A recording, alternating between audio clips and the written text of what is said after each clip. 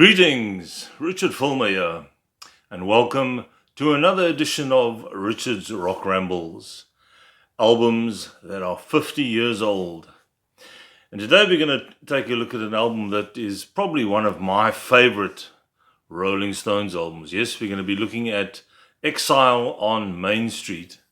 And I can never quite make up my mind whether it's Sticky Fingers or Exile, which are my favorite Stones.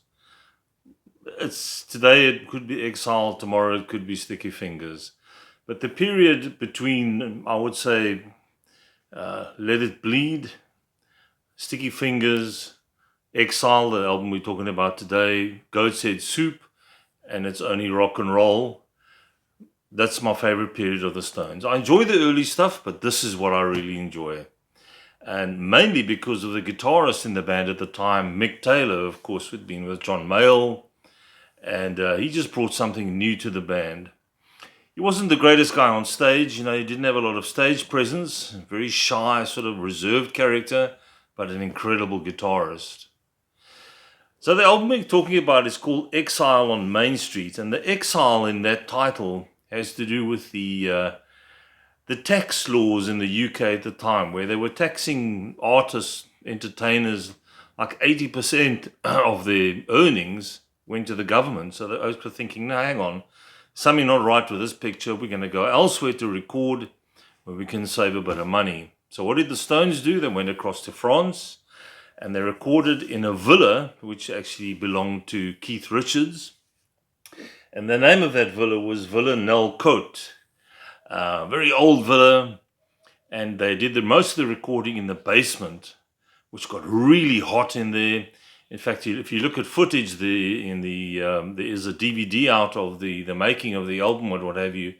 They said the condensation was coming down on the walls. It was so really hot in there. And they were using an outside broadcasting unit.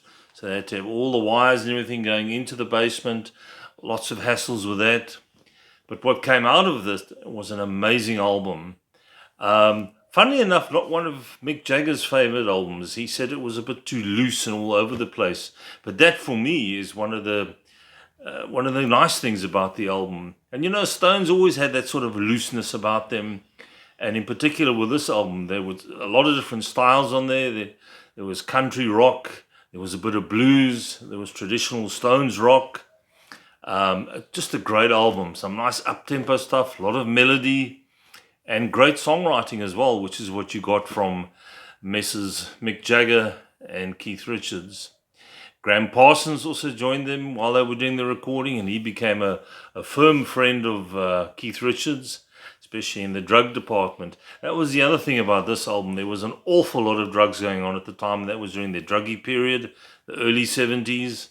And it's actually a miracle that the album was actually put together, considering all the partying and what have you that was going on at the time. And there were even stories of young kids there rolling joints for the elders. Yeah, different time. So the album was recorded in between October 1970 and March 1972, 10th of July 1971 as well, and March 1972. As I said, at the Nelcote Villa in France. Later on, the Olympic Studios in London, where I think they did the mastering, what have you. Stargroves and Sunset Sound in Los Angeles. That was where they did the mixing as well. And they put the whole thing together. It was released on the 12th of May, 1972. So you had that whole string of classic Stones albums in the 70s. You had Let It Bleed, like I mentioned. Then you had Sticky Fingers, with that famous cover with a zip. Then you had this double album. Exile was a double album. I think that's probably the first double album that the Stones had done. I might be wrong with that. Then you had Goat's Head Soup, an album that it doesn't get a lot of love, but I actually really enjoy it. And It's Only Rock and Roll. Those were all the ones to feature Mick Taylor on guitar. There is a reissue of this album, which came out in 2010, which had a whole bunch of bonus stuff. There was a bonus disc with 10 new tracks on it, which hadn't been released back in the day. Some really great tracks on there, ones that could quite easily have fitted on the original album. So who was in the band? Mick Jagger, obviously he's there, lead and backing vocals, harmonica and guitar.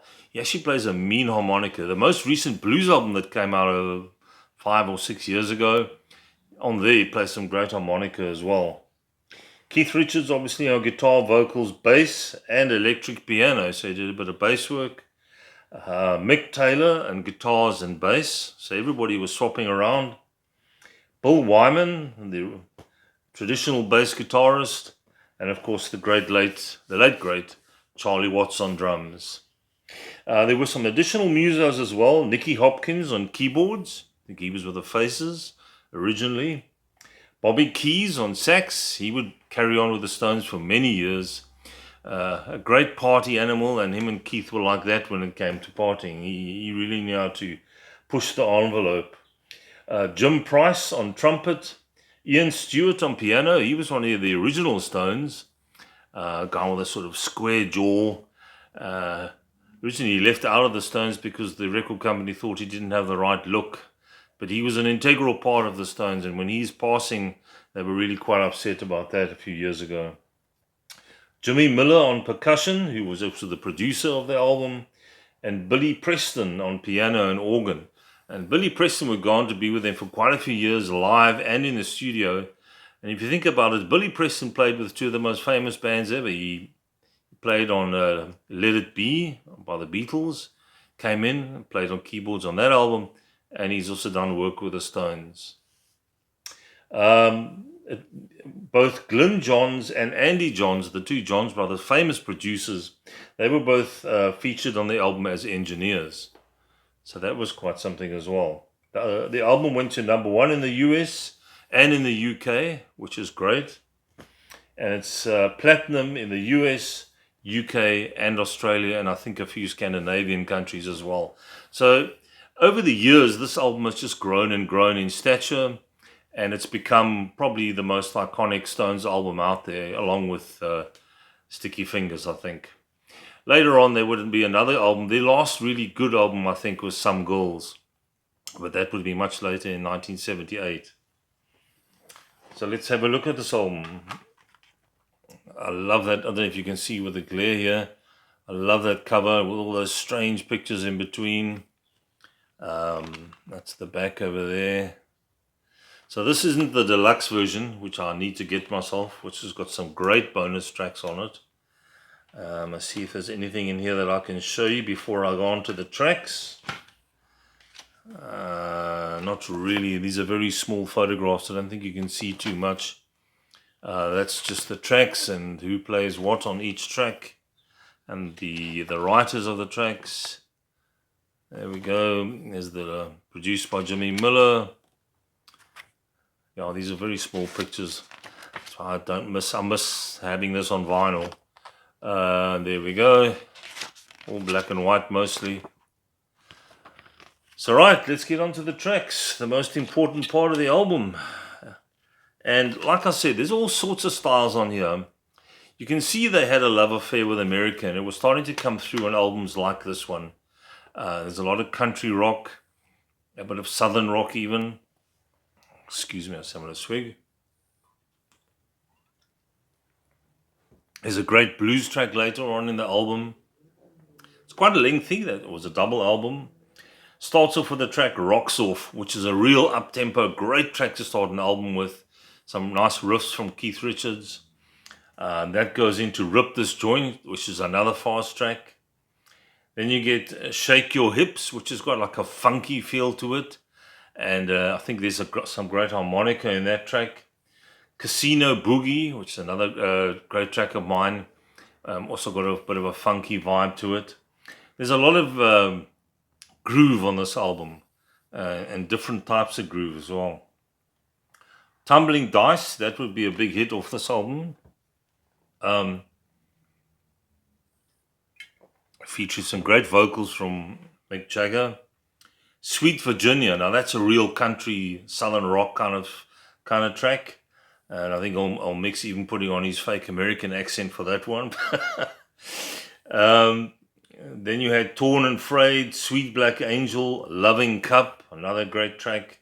Happy was Keith Richards' song, that he was the lead vocalist on that. I mean, not the greatest singer in the world, but it works with that track. and that would become a favorite of theirs on stage. Going through over the years, I think right up until recently, he was still playing Happy on stage. Turd on the Run, love that title.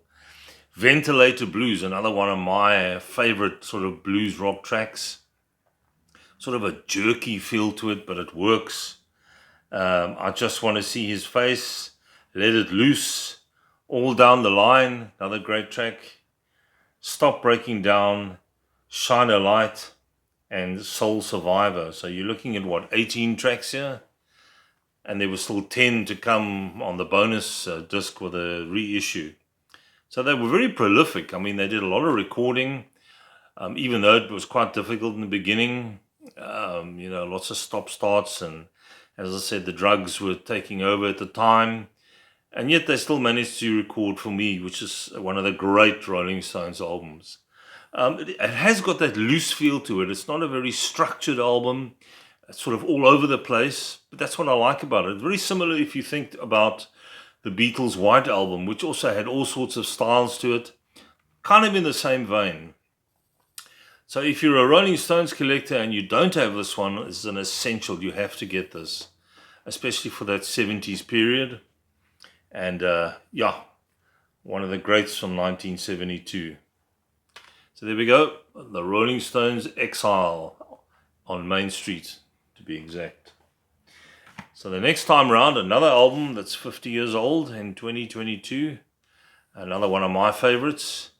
And we're going to go back to Uriah Heep and the album Demons and Wizards, which would be the first of a sort of a two-part Magician's Birthday come afterwards. And that would be their sort of peak 70s period. There we go, guys. Hope you've enjoyed this video. Please, if you haven't yet, down below, subscribe and give me a thumbs up. Any comments are more than welcome. I don't always get it right, so it's great to hear from you folks if you put me in the right direction. Look after yourselves. Have a great week, and I'll catch you soon. Cheers.